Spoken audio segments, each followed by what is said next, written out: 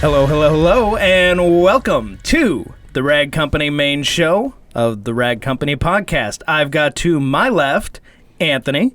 What's up, dude? What's up, guys? And to my right, I've got Levi. Hey, hey! Just keep waving. Maybe Anthony's operating on a delay right now. I don't know. Don't stop. So in case you missed it, this is episode number 19. Yep. We are past awesome. legal now. Now we're like getting into the, boy, I wish I could go out and have fun, but I'm still stuck at that. Okay, anyway. So what are we talking about today, is guys? What you're talking about. 19 is the ripe age, Dane. Oh, no. Why'd you guys have to take it there? Well, it's there now. Not in this climate, man. Okay, so in front of us, we've got a new towel. This is a new product we've got with us. This is the, you guys probably saw it on Facebook Live and Instagram Live. Yep. And Instagram and Facebook and everything that is neither could and or not be live could be real.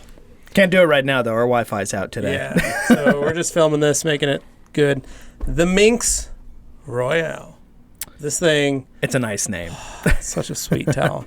So if you love the Minx, but let's say you didn't like it because of the edge. Maybe the edgeless just wasn't for you. Sometimes an edgeless towel tends to lint a little can more. happen. Yeah. Rendering the towel, it gets frustrating. This guy, we remedied that because we put an edge on it. Yeah. And So it's a beautiful It's edge. a nice purple satin edge. The towel is a nice, really pretty purple color. It's just so soft. Like this color, It's when you still- put too much dye in something Yeah. and it gets crusty or whatever, this is the opposite of that. This this feels is- softer than you it can does. imagine. It feels softer than a regular Minx. Yeah. It's still Like- the coral weave. It still is that coral weave, but it's substantially Still softer. 70, I don't really know I don't know why, what it is. It just which feels- is crazy because It feels softer. like if you guys ever felt like a wet traditional Minx, the blue or the yellow Minx, you'll know how crazy soft and spongy it is. Oh, yeah. When we got these wet, this was even It was better. more It felt extreme. better. It was It's crazy. Let's just put it this way: it lives up to its name, the Minx Royale. Royale is appropriate. It's better than any of the other Minxes. We really like it. So go get one. They're on the site. They're live. And check them out. You can go on our Facebook page and look at the videos. If you look back on our live videos playlist on Facebook, you'll see where we actually walk outside, like during a store demonstration, and we're showing these things. But they actually take it outside, work on a black car, and they actually give it a wash. We did an O&R wash with Stacy's car. So that's how I like to use the Minxes more. I like them because they're so spongy. I know there's a lot of people that love using these as drying towels. They like using them for door jamb towels. They like using them just because they're really absorbent. But I really, really like washing with them. They have that spongy quality that you don't get from other towels. A little extra towels. bit more than the normal towel. Because the Eagle is that circular knit weave. It feels a little different because you may look and go, oh, it's a super plush. They're all the same. Well, like microfiber, like hopefully you've learned from us already, not all microfiber is the same. And I think it's because this is a coral fleece weave. Yeah. And I think it's the fleece sort of structure in the way it's woven that allows for that extra spongy cushiness. It looks more dense. It feels kind of like how a fleece more jacket dense. feels a little. It has a little bit of a seems like a sponge feeling to it. I think it because again that's just a weave. Yeah, and this is all lot of just fabric, kind of like personal, tactile, whatever we felt. Well, we touch a lot of towels. What people don't seem to understand is, we touch more towels than the average human being does. Yeah. Not compared to many detailers, but for weekend guys and guys that just are hobbyists and do it in their garage, we've seen Anthony, a lot. how many towels have you touched since you started working here compared to what you did previously when you were a hobbyist? Before, I can't give you. Obviously, I can't give you guys an exact number, but realistically, I have a towel in my hand. I don't know, 10, 15 times a day. I mean, even on the weekends though too, because I'm still detailing on the weekends and still like wiping things down. But I mean, when I get to work, whether it's a new product or whether it's an older product, it just everybody around here, you walk past a towel, you pick up a towel, you hold it, kind of fling it around. It's one of those things that's kind of like I think some people get jealous of our work environment where we can just go and touch all these towels anytime we want. It's like a fidget thing, I fidget, so I grab towels. It grew exponentially. You thought you knew towels pretty good when you started. Yeah. Until you started touching, and the same for me. You know, I was in I had a detail shop, and I was touching towels all day, working on cars, and I knew what to use. And even when I started here, I was like, I got it. No, I got this. When you're surrounded by them all day long and you touch them, you start to feel weird little differences between them. You develop that sense of nuance. It's weird. It's wild. So when we say this is awesome, we really mean this. We is promise. awesome you feel it, you're gonna go, yeah, that is awesome. Yeah, it's. And I mean, we're selling these towels, but I mean, we're the only. Who else is out there talking about towels as much as we do? Yeah, there's true. nobody out there talking. I don't about know many towel towels. podcasts. It doesn't seem like it's a sustainable business model, but somehow we make this work. So thank you for watching and listening to us talk about microfiber. We talk about other stuff. I think that's what saves us. But there's still towel talk, and people are into it. Hot towel talk. Yeah, because we're not going to tell you that a towel is good and feels different than other towels unless we truly mean it. Because I mean, we don't want to eat our own words. No, I mean, and let us tell you, we have defects and rejects and towels that even we the get best sent towels from, can have a bad day. Yeah, and we get samples sent from the factories and other companies, and we touch them, and you know, it's bad. Yeah. You're never going to have a 100% perfect situation. No, and there are some really bad ones, and there are ones that we get, that we receive, that we touch and we go, no. Yeah, no, just we don't. nah. I don't. Those I aren't. don't want Those that. I aren't don't good. like it. I don't. It doesn't. But you feel get a good. lot of people bringing us towels going, can you make a version that's better than what I've got here? And it's like, yes. Actually, we can. Yes. Because then you have to think about how often we have to raise the bar, you know, when it comes to towels. How often each, you know, I mean, a towel comes out, we're constantly striving to make it more plush. I can see your egos softer, growing as you... you know, like we're constantly trying to improve these towels. That is our job. We just don't want to settle for whatever the bar is. Okay, great, but can we do better than that? Yeah. Well, so going forward with that, new products. This is definitely brand new. Pick it up on the site. The IK sprayers, we haven't been able to keep them in stock. What do you guys stop buying them? Let us stock up for at least, if you want a day. We feel like we've literally been placing a new order every day because the order that we had just placed to refill the first order has already been sold out, and then every time we receive the fulfillment, the shipment, they're gone. Within a day or two, they're gone. We currently we have bought out all the U.S. stock. As of right now. As of right now, legitimately, apparently we US found stock. all the ones in the U.S. We've got all of them. And the next shipment that's coming from Spain is still on a boat in the Atlantic, headed this way. Headed to us. Not headed to us, because we're in Idaho. That would be weird. It's headed to It's going to take that boat all the way to the East Coast, and it'll land at their point of entry that they have and their warehouse that they hold, and then they will come to us. So what we've got coming is what we're going to have, and hopefully it times right that we can fulfill everything and everybody. But we want to say thank you guys for buying these. Yes, thank you. We hope you love them. We hope you enjoy them as much as we do. They're not towels, but they make it easier and more fun to use your towels with something. So that's why we decided to carry them. They're a high-quality product. So thank you on the IK sprayers. Anthony, good job on bringing those in. That was awesome. Thank you. And then the biggest news also we've been touting and talking about, this week we are going to be carrying the last cut. Woo! So that will be going live on the site this week. We were hoping to have it today as you hear, but this is Monday, so internet's down. We've got some construction going on down the road, and took out our lines, man. Day off. All the internet, Take it off. See you guys. So that has been a very frustrating setback. So we're hoping we'll have it live on the site maybe tomorrow, maybe Wednesday. We will let you guys know. We'll go live with it once it is. Again, we got to record a podcast with Jace Price, the owner of the last cut. On Friday this past week. And we did on Friday, so we'll have that available as well when it goes live, so that way you can listen in his own words why he formulated, why he liked it, what he did with it.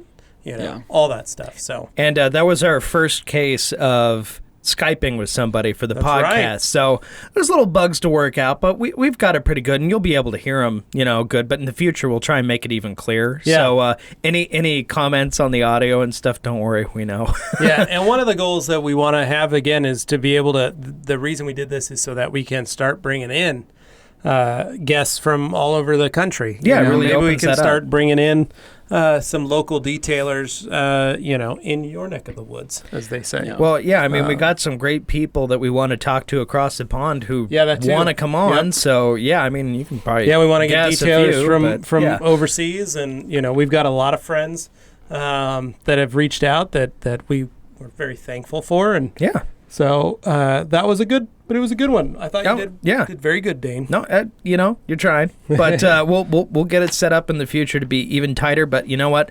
I think it's just great because Jace is such a good guy. He is. So he's a good one to talk to, and I think the audience will see that too. Well, and it's nice to see, like you said, you search on Facebook, you can see all the guys top guys in the industry that have used that product, and then this weekend, Chris Larson's video dropped with $9,000 detail on that Mazda RX-7. Tommy F, FD. Yeah. And they used the last cut. Yeah. In there. Yeah. So it was very prominently displayed on that table. Yeah, It's like nice blue bottle right there in the middle. Yeah. I've seen that bottle before. Chris Larson is a master detailer. The guy's phenomenal when it comes to wet sanding and polishing and compounding. The Magic. Guy knows clear coat. I'd say almost better than anybody in this industry. So the fact that he's using the last cut is also another good sign for you point. guys. Yeah. So when you guys go looking around at where to find it, we will soon be some place that you can find it. That's right. Yeah. Yeah. So then you can buy some towels too. Yeah. So I'm back.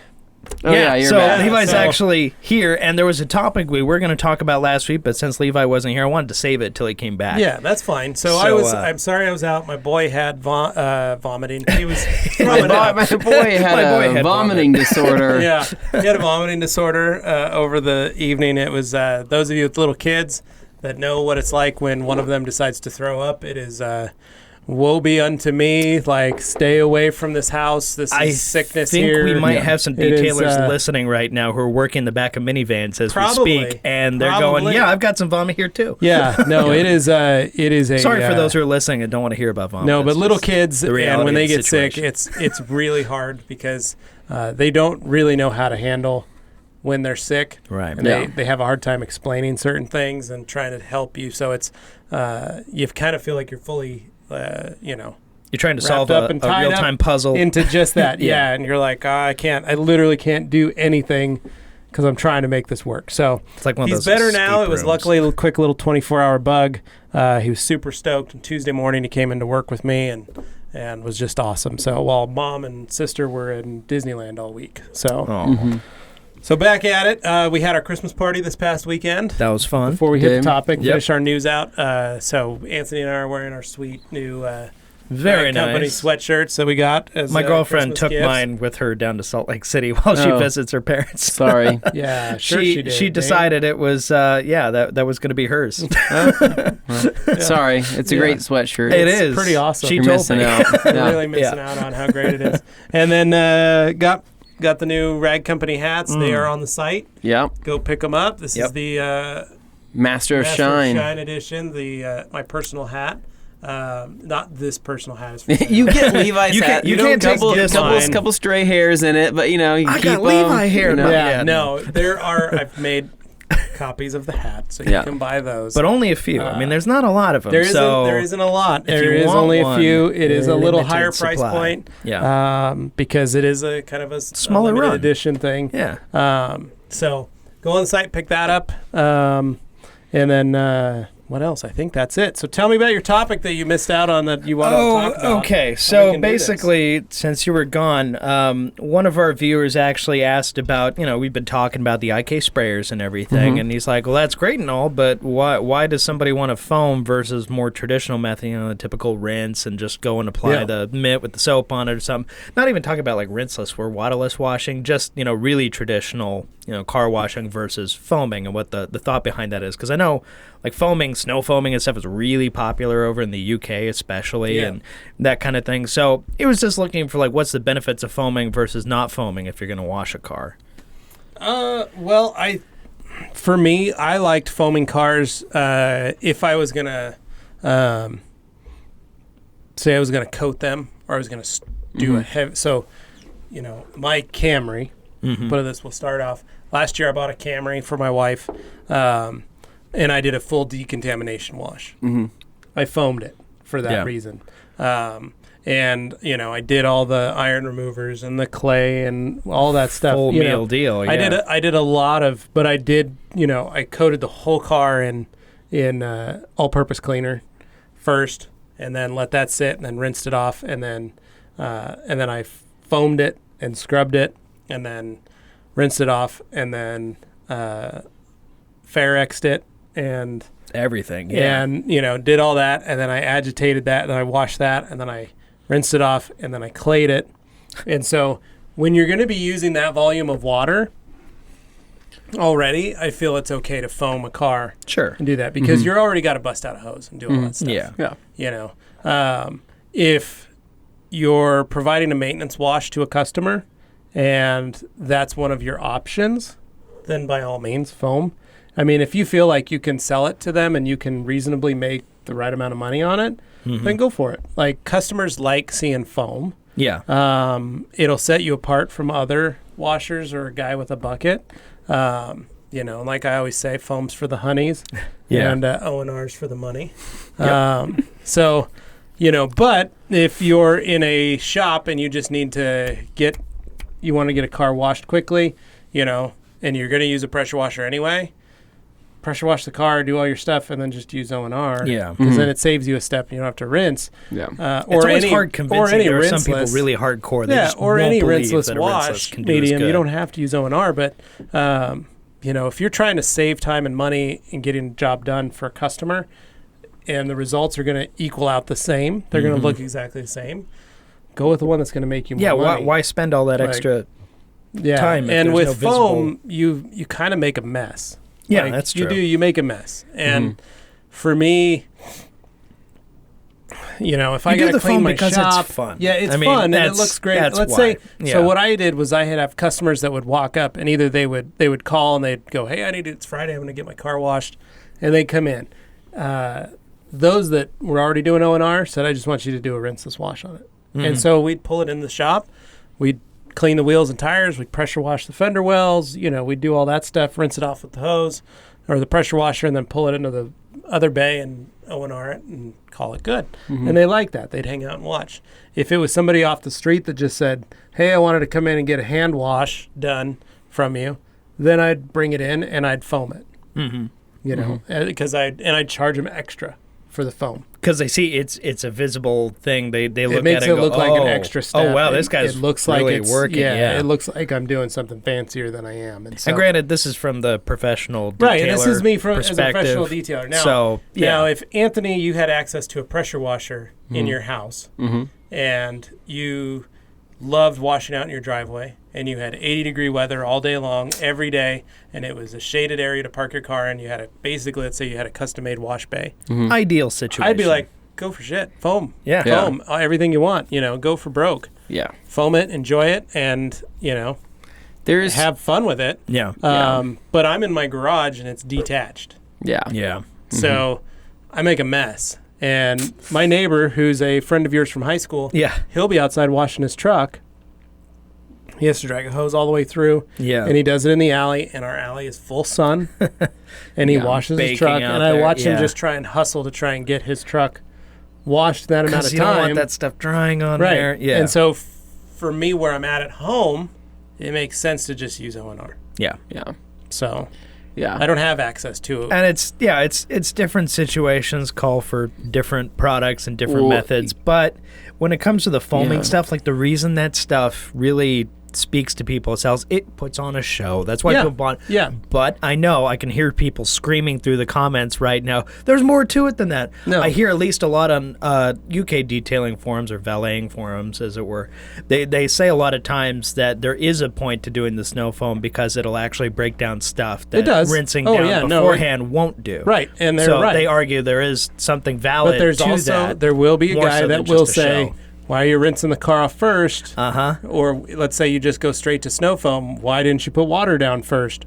Why aren't there's always going to be there's always somebody contrarian because they go, whatever you did, it's wrong, and I'm going to tell you why it's wrong. Now you're using too high of a pressure washer because now you're jamming the dirt in and you're pushing it around. And don't worry, whatever you do, there's always going to be there's always going to be a wrong way, and that's given. What I like about the sprayers is this gives you the option for guys like me that are at home in a garage that don't have access to a hose.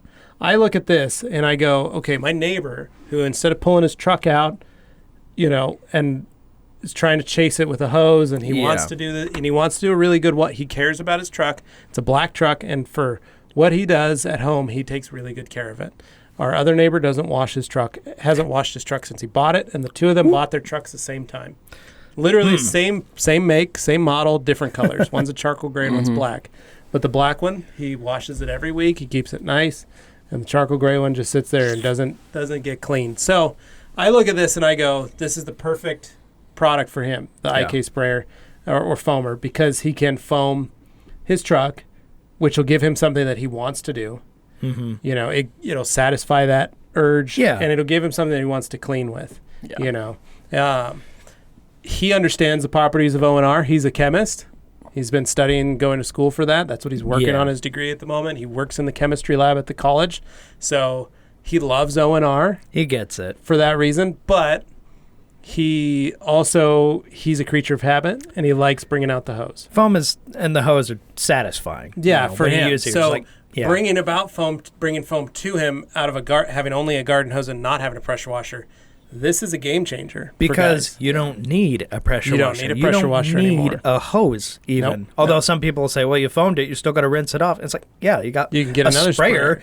We've got and you can rinse it off that way. Yeah. I think there's a place for everything, and for me, like, I used to only use foam, or not foam. I used to only use a hose and soap and do all those washes. Right, you got your bucket. And I did too when I was young. And I mean, it's all I did before I started using O&R. And the thing is I was breaking out the hose, breaking out the 2-bucket, 3-bucket wash method, and all this crazy stuff for a car that really wasn't that dirty, right? Yeah, I mean, like, my car, it felt overkill. It always felt overkill because I'd say, okay, I washed my car 5 days ago. I have a car show coming up. There's just a little more dust on it that I would like to use a quick detailer or a waterless wash. So I'm gonna have to wash it again, right? And I'd have to spray it off, get the soap and do all this big elaborate wash. The whole process. And really, I regret doing that as much as I did, mainly for the fact that, unless you're wiping down every single surface that water is going to touch,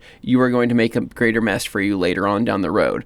I guarantee you that half the people listening here that are maybe just hobbyists, go pop your hood open, pop your trunk open, pop all your door jambs, get below your door jambs and look everywhere. You're going to find probably hard water deposits in places if they're not wiping them. In places think about it. How many people are popping open their hood, wiping up every single. That's not. No. Nobody's doing that every single time. Trust me on this.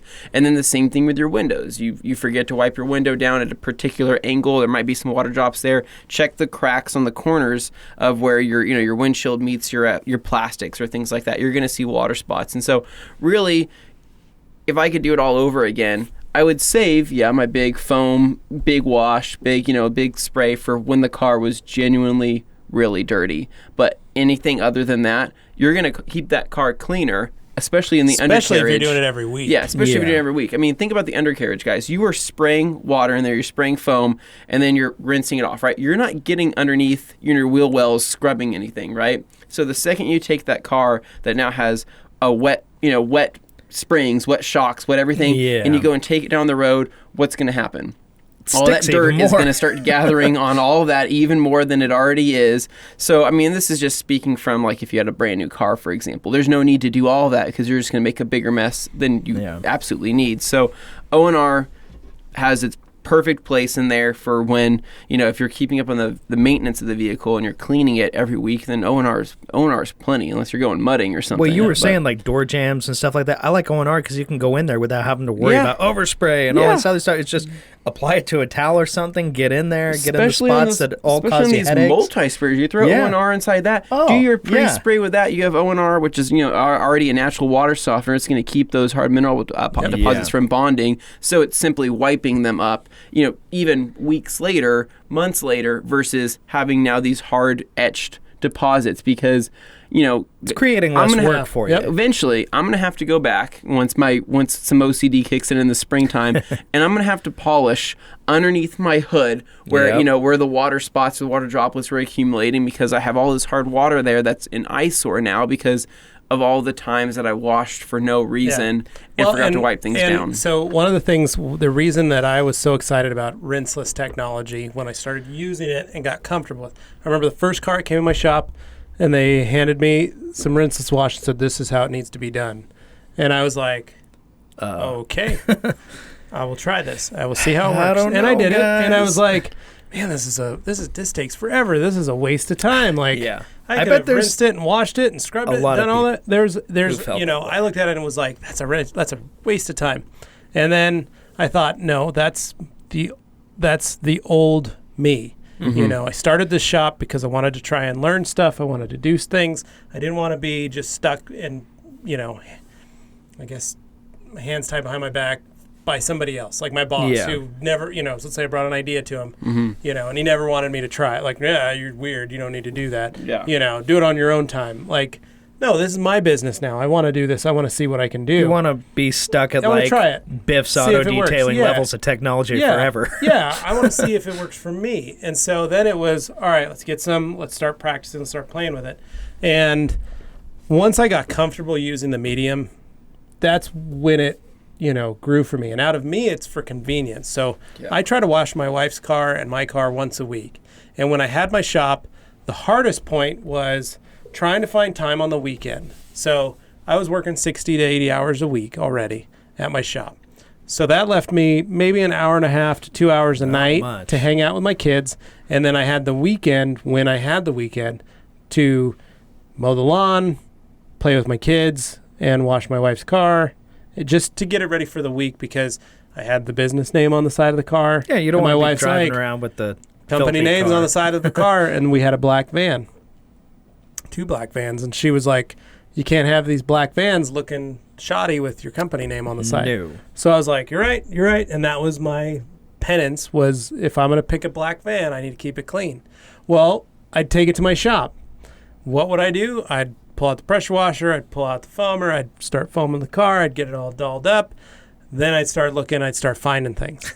Oh, well, I got a buffer here. I'll knock it out. Let me get this done. Let me do this. Then my wife calls me and goes, you've been at your shop for 4 hours washing the van. Yeah.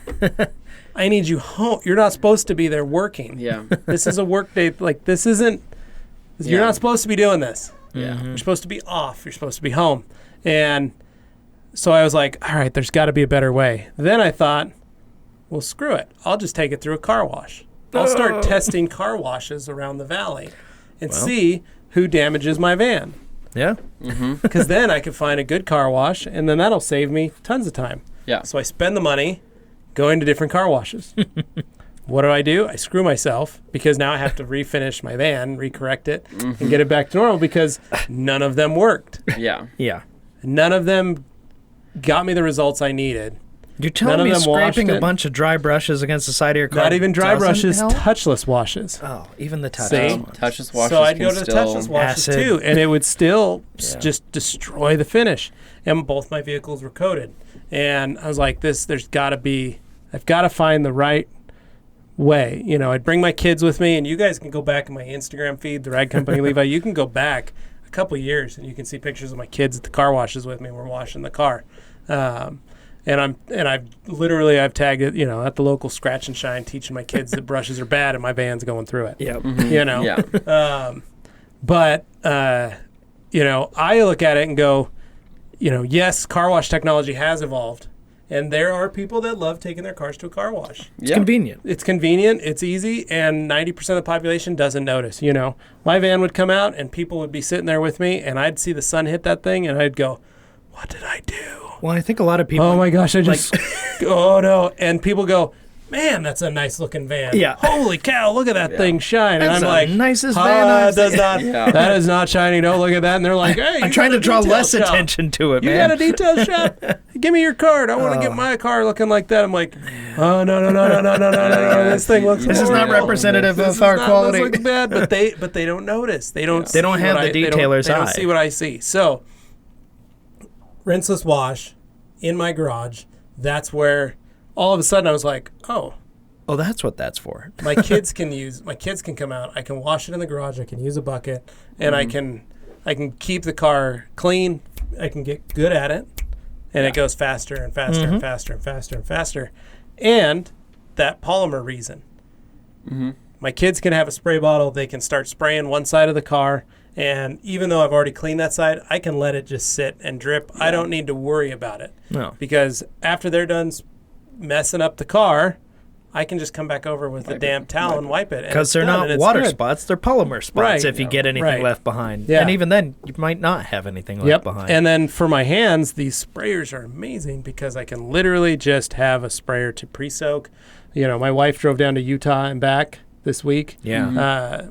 And the car came back. I washed it before it left, and it drove down to Utah, sat in the long-term parking at the Salt Lake Airport, and then came back up, and it was filthy. Yeah. Because she had it snowed there while she was gone, and then so I had snow sitting on it, and then it washed off, and then the roads, and it was just, the car was a mess. And the roads around there got a lot of stuff on them, too. Yeah, so I had to wash the car this weekend, and I used warm water, O&R, and OptiClean. Pre-soaked the car with OptiClean, did another pre-soak with O&R, washed it with O&R, pulled it out, car looks great. Done. Had no issues. Yeah. Actually, I want to touch up on OptiClean. I really like OptiClean, guys. I think OptiClean is... I like priming my towels with it. So like my car's coated with OptiCoat Pro Plus, and so typically I'll use like Hyperseal as my drying aid because Hyperseal adds a really nice gloss to it. But just to prime my towels, like let's just say a pluffle for example, I don't like taking a completely dry pluffle to a wet surface. I like to prime and get the towel a little bit damp first to provide some glide and just feel better. And so take some OptiClean, couple sprays on the towel, go to wipe, and it feels like butter. What I like is OptiClean cleans tires really well. Oh yeah, it does. And so I use it as a pre-treater during winter on a heavily soiled vehicle.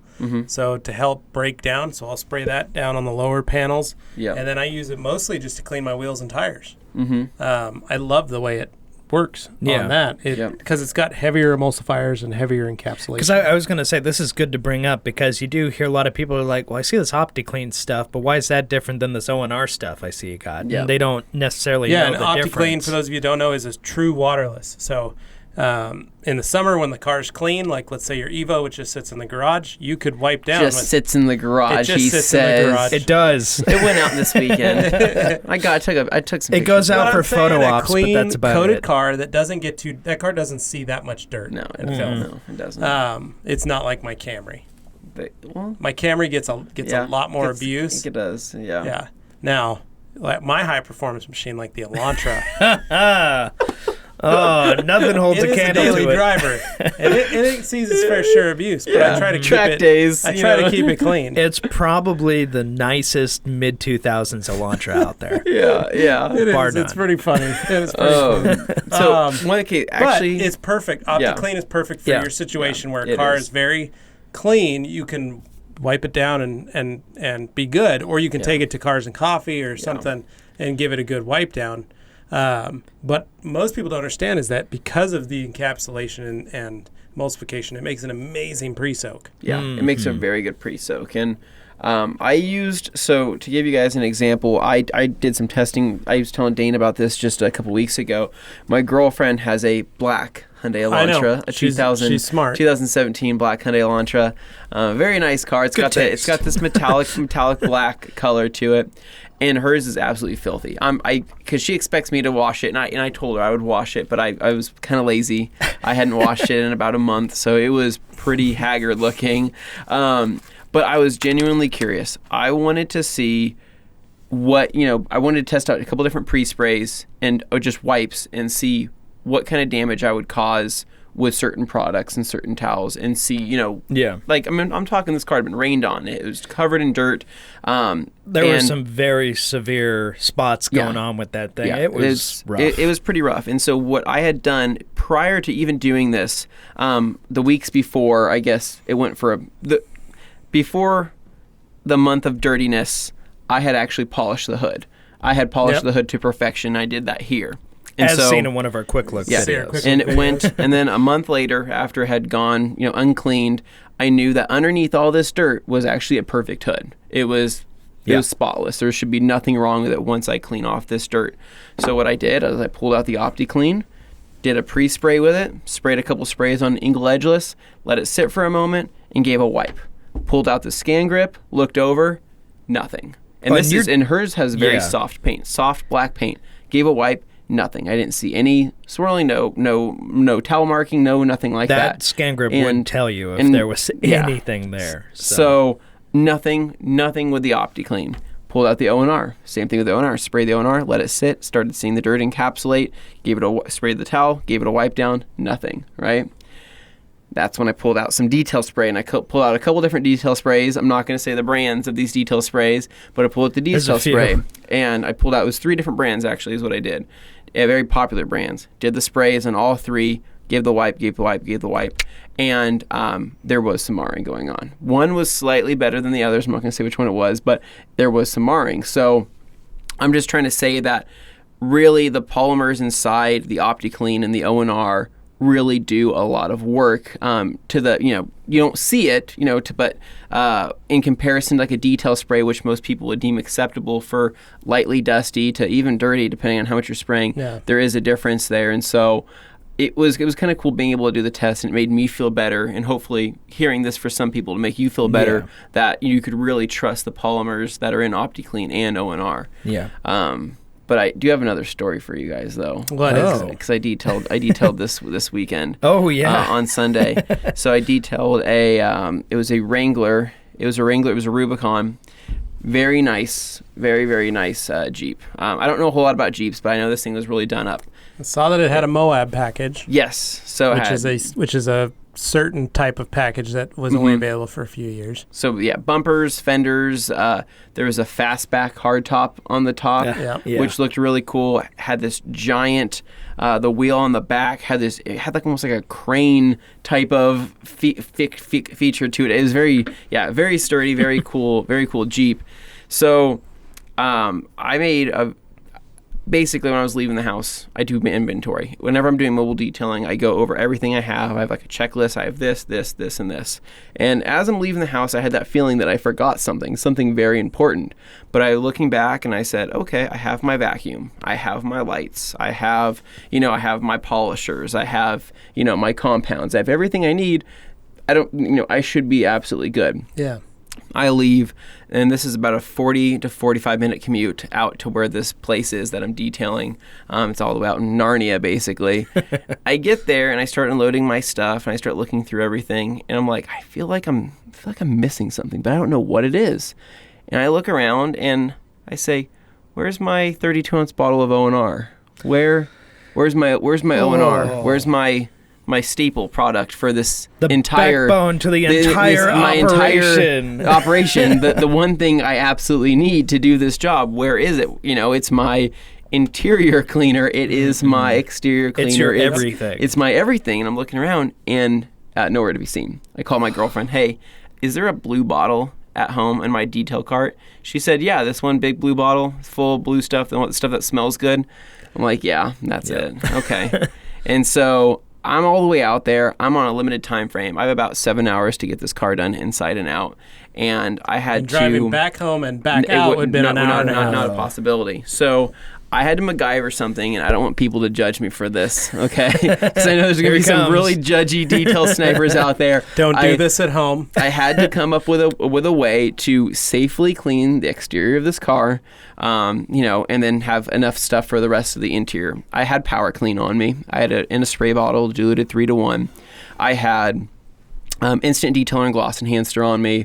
I had Optimum car wax on me. I had a handful of good products. I had, of course, some nice towels, and I just didn't have anything to actually physically wash the exterior of the car safely that I deemed comfortable. So on the way there, I had stopped at a Walmart to pick up some food for the day, for some snacks. But then I had also picked up some clay because I was completely out of clay, and I forgot to pick it up here last week at work. So typically what I go with just the little mother's pack, and which I'll actually tell you guys is pretty good clay. It's a very, it's not an aggressive clay. It's very soft, and I actually really like their lubricant that they have. It's not my go-to by any means. I usually like going with the Optimum clay towel or the Optimum clay, but like I said, I'm winging this because I don't have a chance to come here. So I pick up the mother stuff. So now I have instant detailer, I have power clean, and I'm like, all right, I got to figure out a way to do this. So what I ended up filling up about 4 gallons of warm water, and I had, like I said, a 32-ounce spray bottle full of power clean mixed 3-to-1. So what I ended up doing is I took about, I don't know, I'd probably say a fifth of that, and I poured that into the water. And then I took about 15 ounces of that instant detailer out of that bottle, and I poured it into the mix. Mixed it up, felt it with my hands. Like, it feels pretty smooth. And keep in mind, this Jeep wasn't dirty. It was just lightly dusty. So I probably could have gotten away with quick detailing it, but I needed something that would provide more coverage, especially if I'm using a wash mitt or a wash media. Yeah. So I had my solution mixed up at that point, and I did a pre-spray with another combination of instant detailer, because I didn't want to put too much instant detailer on there because I'm going to be polishing this vehicle. So I did a little bit of instant detailer, a little bit of power clean, and mostly water. And I did my pre-spray before I started doing my wash. And I did a test spot just to make sure. I polished an area really quick with my little... This isn't going to do anything weird, is it? With my little Porter cable, I cleaned an area, polished it, got it to where it was perfect, had my scan grip light, looked at it. Okay, time to actually start washing. Did my entire wash, and I was good. I was fine. Did not cause anything. I think it had to do with the towels, and I think it had to do with probably the wash mitt and stuff I was using. You've learned how to one, wash a car, but yeah. Two, I think you're right. I think it's the towels, the methods. It's the towels, it's the methods. It was the rinsing. It had to do, I was using grit guards. I had a rinse bucket. So I thought about how I was doing all this to where I could do this on the fly with limited products, and washed it safely. The car looked awesome, by the way, after I was done. I don't know if it was the instant detailer I threw in there, but it looked really good. And then after that, I finally got to move on to the claying process, and it was a really, it was an easy process. I would say the power clean definitely saved my butt, but really also that little instant detailer that came with the mother's kit saved my butt as well. So on the fly cleaning, but it's something that probably people out there have had to do in the past before too. If you're a mobile detailer and you're out in BFE 45 minutes away and you have limited resources, because it was either that or it was give up the job. I found some Joy soap in the thing. It could go whole hog. I could just look at what this guy's got in his cabinet.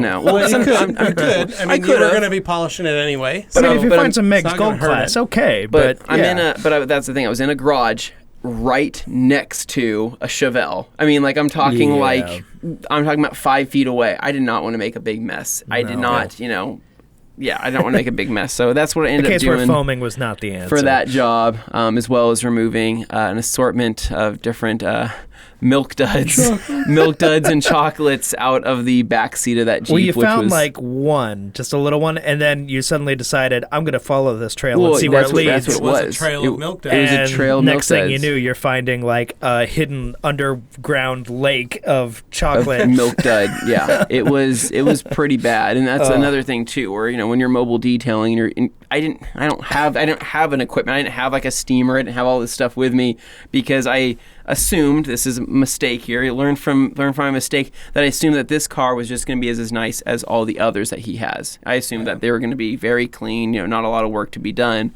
And then I get there to realize, okay, not all jobs are equal. And so anyways, that was a fun thing. I had to basically take steaming hot towels with a little bit of power clean in them and let them sit on this puddle of melted milk dud to start to break it down and start to loosen it up so I can actually pull it apart, because I was sitting there for far too long in an uncomfortable position, breaking my back, trying to pick off a piece of milk dud, and the towel with the hot water was the best trick that I had. So but that was what I did. I detailed this weekend. Awesome. No O&R, did it without it.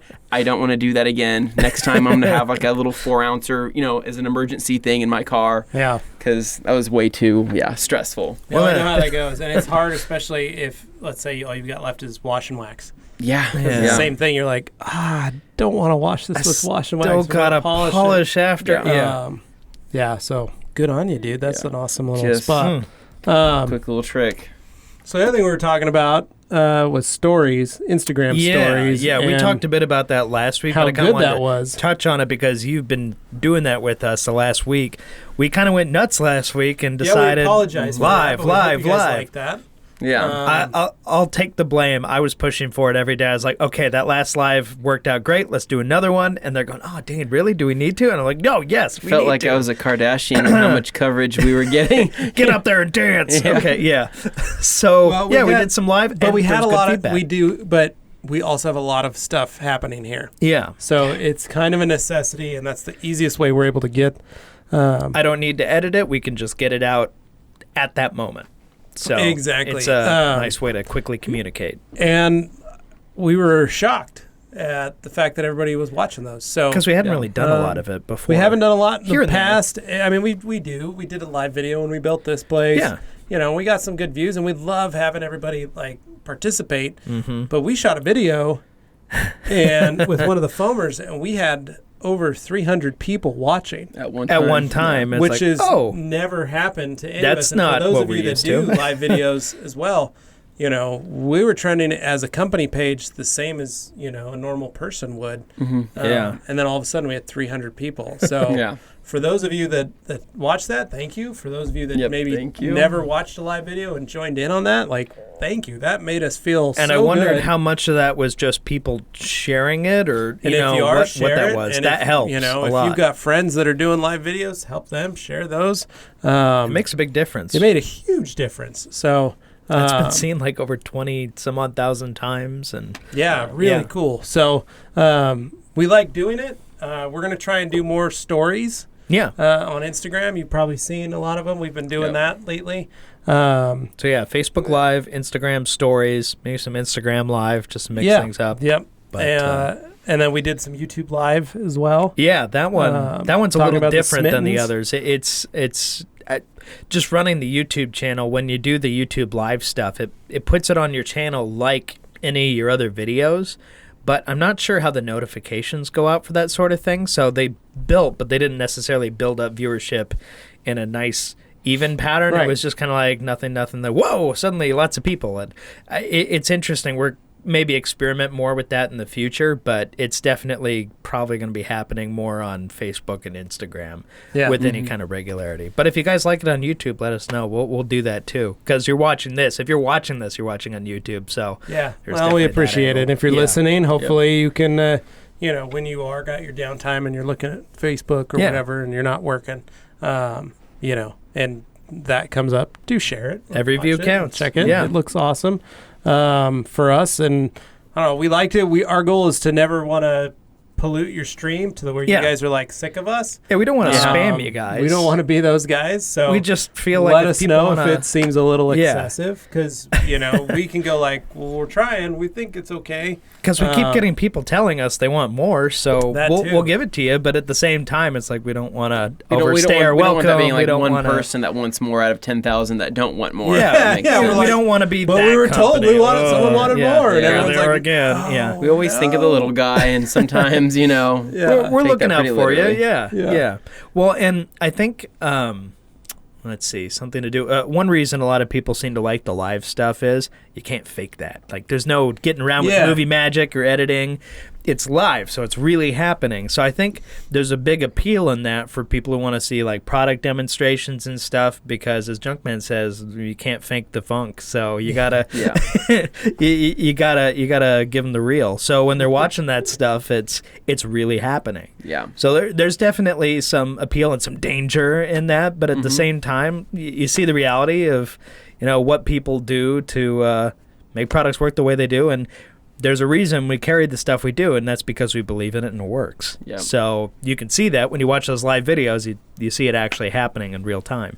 Exactly. But I think that's pretty much all we got for this week, although I did want to throw in a bit about your wheels because you finally got that situation resolved. We've been talking about that for all the crazy Evo people out there wondering what happened with his wheels. He's got a new setup, and I don't think many Evo owners have this. No, so, I think the second guy that has it on his, as far as I know, his Instagram has told me. I don't know how many other people there are. I mean, if it's not on Instagram, it's not knows real, all, right? Yeah. So, basically, long story short, if you haven't been following, I bought a set of wheels that were a little bit more aggressive than what I thought. A little wider. A little bit wider, about 1.5 inches wider. I was really worried that... What are they, 9.5? Yeah, they're 18 by 9.5 with a 25 offset. So they're definitely aggressive, but I bought these wheels kind of blind, only basing off of maybe one or two other pictures I've seen on the internet, thinking that these are going to work. And so went into it, bought them, mounted my old tires on them to basically realize that they were too big. I was hitting things that I shouldn't have hit in the fender liners and all this stuff. So the only way to remedy that was to get lower profile tires. So go with like a 35 series by 255 was pretty much what I needed. You get pretty skinny when you get down to that. So yeah, it was in it, which they are. So I ended up getting those tires, throwing those on, and all is well. I put all the wheels on last Friday, took them out Saturday morning for a spin, and these things, they look awesome. Look good. They look awesome. Yeah. I'm not rubbing anything, I'm not touching anything. I mean, I'll probably have to do a little bit of fender work when summer hits, but since it's so cold, I don't want to heat up fenders, roll them, and then let the cold crack them or anything. It looks good. That's what's neat. But it looks good. It looks right. And that was the big thing for you, was you didn't want to have to do modifications to the body, the fenders and all that stuff, unless you absolutely had to. So you had to compromise with this wheel and tire setup, which it doesn't look like many other people are doing, if at all. So, I mean, you're kind of the guinea pig for other people who may look and go, I don't want to screw up the bodywork of my car either. Okay, if I have an Evo 9 like his, I guess I could go that route. That makes sense if I really want these wheels in this size. Exactly. So, yeah, it's fixed. Long story short, it's fixed. They look awesome. I'm super happy with it. And the best part is they make the tire that you picked for my size on the Elantra. So they do. You never know this summer. So this summer, watch out. He looked it up. He sent me the picture. I had to mess with him. I had to sit and go, look, dude. They're available. Because they're gorgeous tires. They're good looking tires. The tires you picked, I walked in, they had them in their office. They're the I got sitting there, I was like, oh my gosh, what are these? They look really cool. Really good. They're Firestones, right? They're Firestone. What they're called Firestone Indy 500, but they are made by Bridgestone. They're Bridgestone tires, and they were rebranded as Firestones because everywhere else in the world they're known as the Bridgestone Potenza RE003, which is a ultra performance summer tire. Yeah. Which is funny because you can imagine how much more they would be with a Bridgestone Potenza name, but here in the U.S. their label is Firestones right now, and so when I called Tire Rack, they said that the tire companies, especially Bridgestone, like to do a lot of testing, product testing, and they like to mark different markets out, so they sent these in as Firestones to test them out to see what kind of want or see how well they would sell, and they're one of the best rated tires on Tire Rack as far as price. And I was reading the reviews, and they're like, super grip in the wet. Yeah. They said like that's insane, where it's which like is not one of a the normal thing. Yeah, and they said that's like one of the best things about it is when it's wet. It's just an insane amount of grip. Yeah. So what you're saying is they're a really good deal. Yeah, really good deal. I think it was $117 a tire. It doesn't get better than that for what these are. Like $86 a tire for 16s. Yeah, and like 300, I think it's like 320 to 330 AA tread wear, which is like I consider that really good as well. I do need something new for the Miata. Yeah, we should all get a set. Yeah, we should all have. Take it to the canyons. Me and the Evo, and the Elantra, the Miata. We get they're very cameras on all the cars. He's going to be the lead car. I don't know if we can keep up. Yeah, I don't know. Yeah. My automatic going up those hills. It's going to leave. Well, really, I mean, I guess it really just depends. I mean, it's more fun to drive a slow car fast than it is to drive a fast car slow. Why do you think I have a Project Miata? So these guys will be flooring it, pushing their car to limits, having a blast, and I'll be in the back being like, well, I don't want to, break too many speed limits here. And I'll just let those guys go. Yeah. That's funny. But awesome. I was going to ask, how's the ride quality, though? Because you sacrificed some sidewall in order to get a bigger wheel. It's amazing. And so that was one of the reasons I didn't go to an 18 when I did wheels. Because I like a taller sidewall for that As weird as it is, these were extremely comfortable. I mean, I don't know what it is because you went to a 35 series. Yeah, I went from back in the day, a 45 to a 40, and then now to a 35 series, and the ride was amazing. I think really it came down to the way the car turns and handles now. In the small amount of time I drove it this weekend, it felt really, really good. It's not a gripe by any means, but since these tires are so sticky, I'm picking up every single little thing on the road. Yeah. So for all the detailers, the obsessed ones out there, it's just constant rock. Be aware when you get higher performance tires. And hearing everything. Yeah. Because I've got Toyo Proxys 4s on my Camry. Wow. Okay. 18s. Yeah. And they ride a little stiff. A little stiff, yeah. You can feel it if you hit a certain bump or an undulation. You guess I have to remember, I'm in an Evo though. Like, I mean, that car is not supposed to be comfortable. I was going to say the thing rides like an ox cart anyway, right? I'm in a car that is a comfortable car. Is a boulevard cruiser, as they say, and I can feel it with the 18s and those low pro Proxyses. You can feel it. It'll translate. And so for me, I go, maybe I get a 17 and I get a taller tire, or maybe I get a, because I love those tires on there, but those Indies look really nice too. They look. I have to get it. He's thinking about it. Have to get me a set of those Christmas present from Carly. She'd kill me. Beg for forgiveness. What's wrong with you? Stop buying things for the Elantra. Why do you keep buying all these mods? So I had to take off the hubcaps. You had those moon dish. They were cool. Dude. I wanted to just take those off and go sledding in them. Sleek. It just looks plain now. It just looks like steel wheels on snow tires. It's just an unusually clean. It just looked fun. Elantra with Steelies. Yeah, I mean, I saw you have your ride company stickers on the car. You put some new ones on there. The snow camo ones from our friends at Inshane Designs. Yeah, made us some stickers. So those are rad stickers. So I've got snow camo. So it's the rad company logo, and where it's blue, it's snow camo. So that looks pretty dope. And then it does look really cool. I have the red camo one. Did you put the red camo one? I'm going to put it on the Civic. So I put the one, because we had two red camos, so I took one and Anthony took put it one. on your Rupes polishers. And I put the red camo, so the same thing but in red camo, on the Camry. Oh, so Camry on one of the windows has that. That probably looks good. I want some more of those Inshane Designs. I want some more. We have talked to the boss about getting some of those stickers. We're going to be getting new versions of the Rag Company stickers coming out, but we're going to wait till after the first of the year. Yeah, right. Too much going on. Too much stuff going on. So too much coming that you don't know about yet, So we're going to try and meter some of that. So there is going to be some cool new versions of the stickers, and actually the Inshane Designs ones are a lot bigger. A little bit about Inshane Designs. If you haven't checked them out, go to their website, inshanedesigns.com.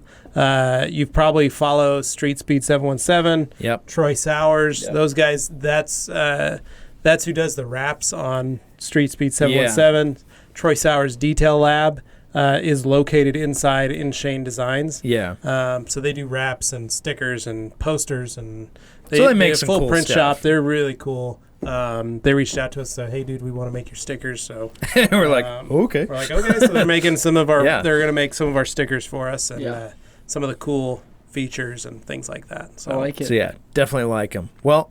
Yeah, I think it wraps it up, guys. That wraps it up. All right, guys. Well, thank you so much for watching, for sticking with us through all these podcasts. We're still amazed that people want to watch us jibber-jabber, but at the same time... you guys are weird, man. It's pretty cool that you guys hung around for that, so thank you. So, going forward, next week is going to be our last one before Christmas. Right. Yep. And then we were going to be out of the studio for Christmas. A little hiatus. And then we'll actually be out of the studio. We'll be back. We'll record after Christmas. We'll record one that'll hopefully we'll probably talk about. I don't know. Maybe we do like a State of the Union. Style end of the year. Maybe then we can kind of reveal some more stuff that we've been holding off tease, on. Because then New Year's Day is the following. Yeah. So we'll have the 18th, which is next week, and then the 25th, and then the 1st. So maybe we'll do a tease when we come back from Christmas before New Year's. Maybe do a tease of the new year, what you expect. Maybe we'll talk about where to buy the products, what our plans are for the year, what shows we're going to hit, things like that. So you guys can reach out and find us. There's a lot of good stuff coming. We're just starting out. Oh, yeah. There's a long way to go. But all right, guys. At any rate, I guess I got to wrap it up. So, all right. Thanks so much for watching. Have a good one. We'll see you next week. See you guys. Have fun.